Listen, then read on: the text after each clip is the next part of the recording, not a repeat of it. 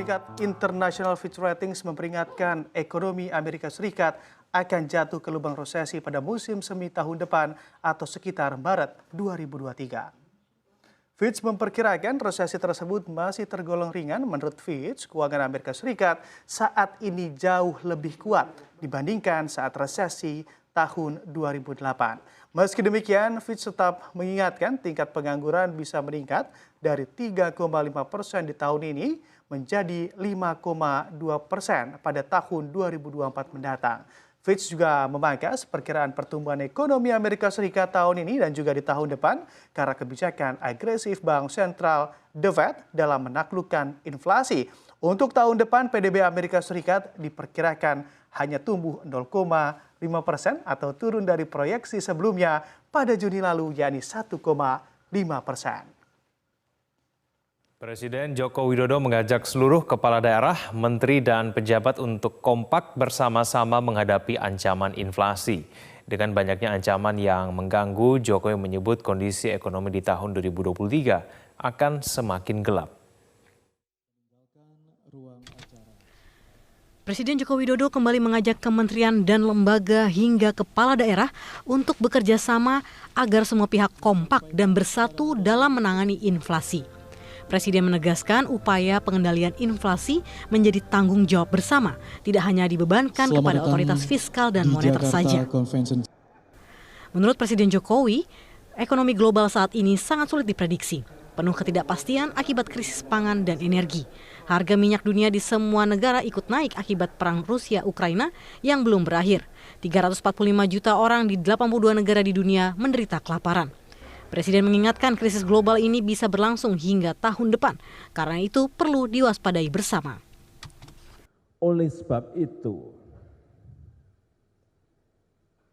kita harus kompak, harus bersatu dari pusat, provinsi, kabupaten, kota sampai ke bawah. Dan semua kementerian lembaga seperti saat kita kemarin menangani COVID. Kalau COVID kita bisa bersama-sama, urusan inflasi ini kita juga harus bersama-sama. Setuju? Inflasi sedang terjadi di seluruh dunia dan meningkat tajam dengan cepat, terutama selama 9 bulan terakhir ini.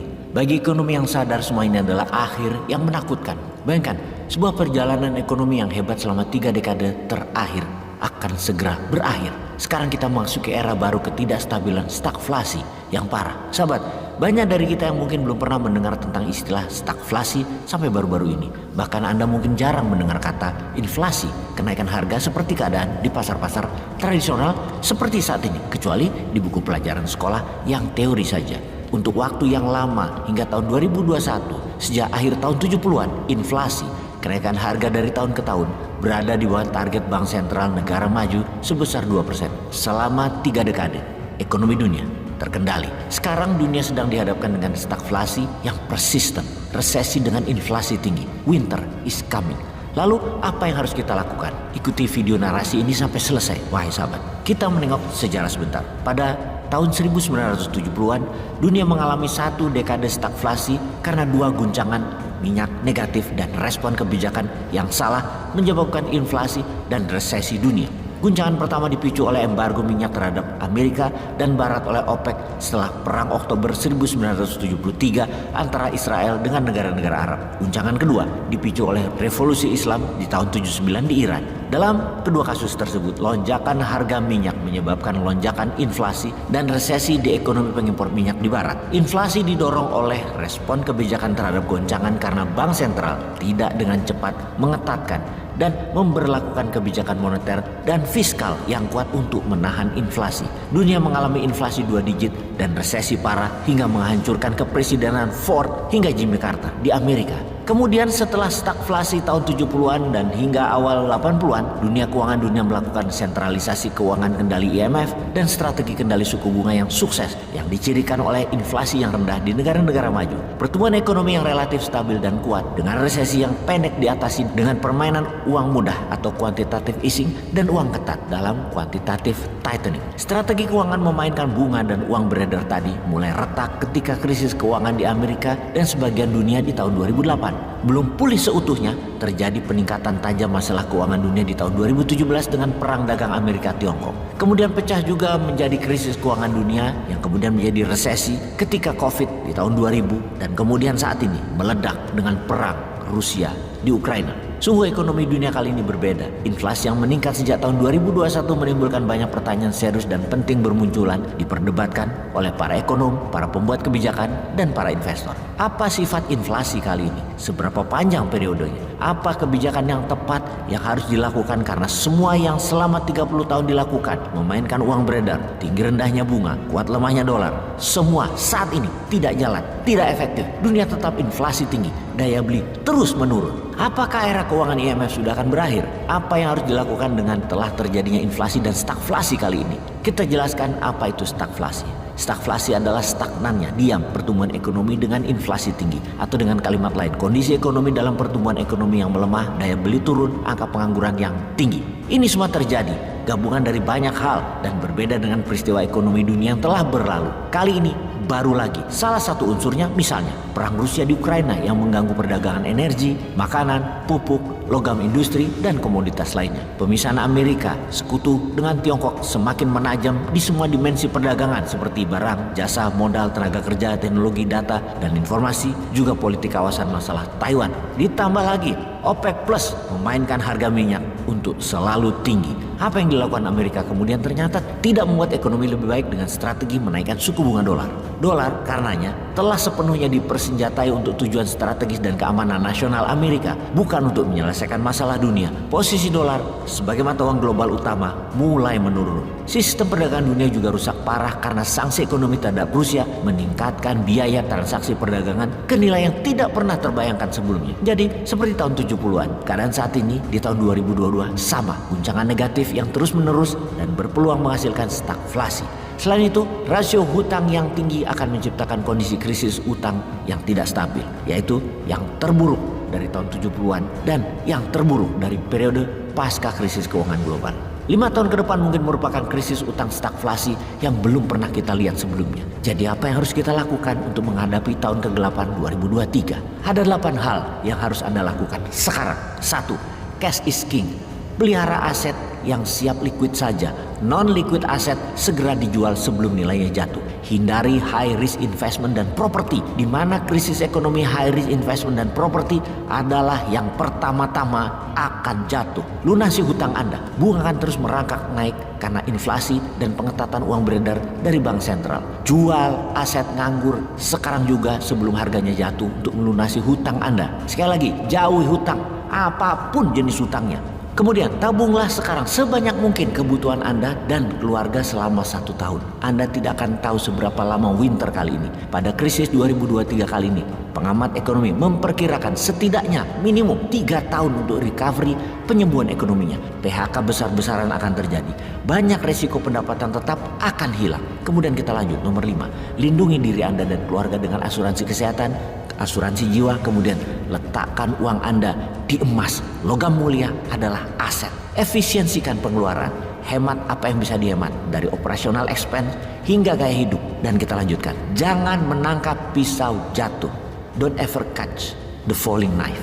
Akan mulai bermunculan aset-aset murah karena owner-owner pada butuh uang, atau harga saham murah, juga harga kripto yang lagi turun. Jangan tergoda karena tidak bisa diprediksi seberapa dalam jurang kejatuhan harga-harga aset tersebut dan sulit untuk memprediksi kapan harga aset tersebut akan naik lagi. Jangan rakus sahabat. Terakhir, jaga kesehatan psikologi dan biologi Anda. Salam sehat 2024.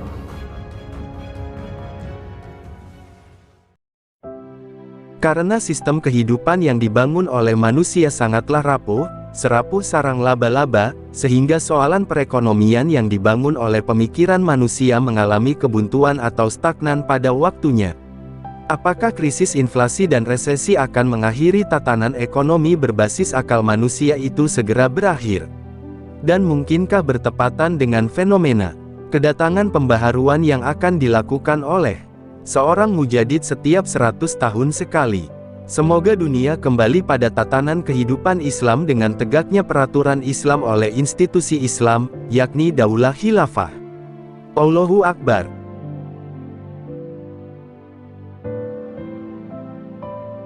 Dari hadis sahih yang berasal dari Abu Hurairah radhiyallahu anhu bahwa Rasulullah Shallallahu alaihi wasallam bersabda, sesungguhnya Allah akan mengutus, menghadirkan bagi umat ini, umat Islam, orang yang akan memperbarui urusan agama mereka pada setiap akhir 100 tahun. Arti memperbarui urusan agama adalah menghidupkan kembali dan menyerukan pengalaman ajaran Islam yang bersumber dari petunjuk Al-Quran dan Sunnah Rasulullah Sallallahu Alaihi Wasallam yang telah ditinggalkan manusia, yaitu dengan menyebarkan ilmu yang benar, mengajak manusia kepada tauhid dan Sunnah Rasulullah Sallallahu Alaihi Wasallam, serta memperingatkan mereka untuk menjauhi perbuatan syirik dan bid'ah.